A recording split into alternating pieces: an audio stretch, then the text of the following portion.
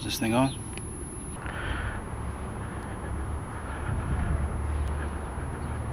Alright guys, I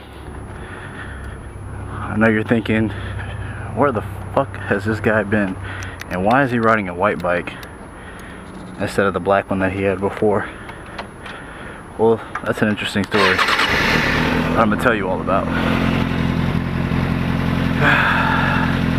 Grab some fucking popcorn.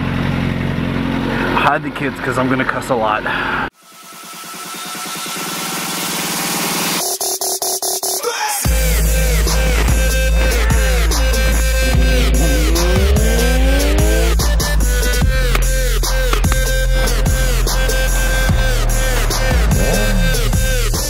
What's up, man? Why are you so mad? I'm gonna tell you why I'm mad, son. So gonna tell you why I'm mad. So woke up one morning, niggas stole my bike, like 50 Cent said. True story. Well, I got a white bike. They took the black one, which I guess, you know what I'm saying, everybody's got their hustle. I just hope that everybody that steals bikes fucking dies. I mean, that's just how I feel about the situation, you know what I'm saying? You know, and I'm sure anybody, and I know a few people got their bike stolen in San Antonio in the last month. So yeah, if you're watching this, I feel your pain. I wouldn't wish that on anybody. You do your thing, you work your ass off, and you get something that you really enjoy. And motorcycling is one of those things that men take, I mean anybody, not men, I'm sorry, but just anybody would take a whole lot of pride in, and then have somebody take that shit away is crazy, man. But either way, you know, it caught me sleeping, so it is what it is. But let me tell you how it happened too. So just in case you ever have to go through this, you're gonna laugh. You're gonna be like, Jose told me this shit would happen. Or if you've already been through it, you'll probably understand. Anyway, so I'm somewhere else. I'm not even home. Park my shit outside. Decide to stay the night at this undisclosed location. Come out, look around. My shit gone. This is the first thing that you will probably think, or you have thought, or at least that I thought. First thing that fucking came across my mind. I'm you know, I'm not the smartest dude, but I ain't that fucking stupid to think some shit. Like, I was like, I looked, because I came outside for something else. I didn't even come out to actually leave. I had no gear on or anything like that.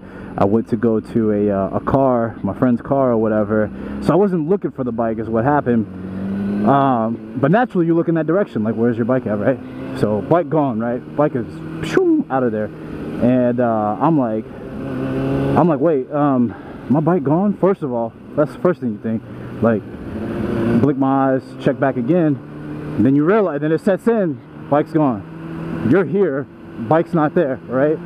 Then you start thinking dumb shit like, oh, maybe I left it somewhere else. Bullshit you not, YouTube, that's exactly what the hell I was thinking. Is that I left my bike somewhere else, which makes no sense. I mean, it does in a certain context, but you know where your bike is, you know what I mean, pretty much at all times. But it's just like, I don't know, the Freud, did I say Freud? Yeah, the Freud psychological thing with the 7 stages of death or whatever. I hit denial like a motherfucker, man. I was hell-bent on thinking that I parked my shit down the street around the corner. It was at home, which I wasn't, and all that other stuff. But yeah, it's gone. Then that happens, and that's like acceptance, right? Whatever. So I go through acceptance, and my acceptance was bitter as hell. My wife was like, man, you would have thought I lost my son. Nah, not really, but you would have really thought that like I lost a friend or some shit like that. It was crazy. All of those feelings go through your mind. Call the police first.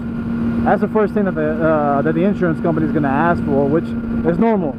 Just in case your bike got towed, you know what I'm saying, or some shit like that. Or, you know, obviously it gives them more time to find it. And I laugh when you talk about finding a bike, like it's not going to be found, you know what I'm saying? But whatever. So the process went like that for me.